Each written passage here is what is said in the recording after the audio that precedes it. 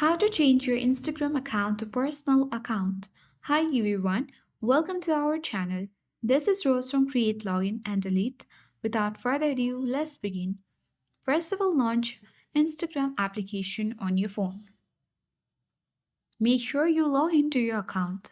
Navigate to profile icon at bottom right. To change your professional account to your personal account, tap three-line icon at top right corner of your screen.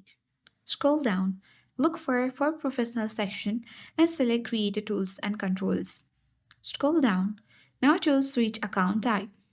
Here, select Switch to Personal Account at bottom. Now confirmation box will appear. Tap to switch to personal account.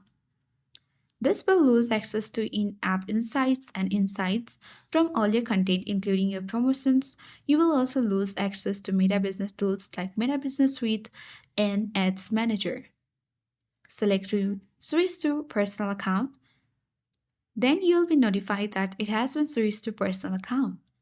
And that is how we can easily change our Instagram account to personal account.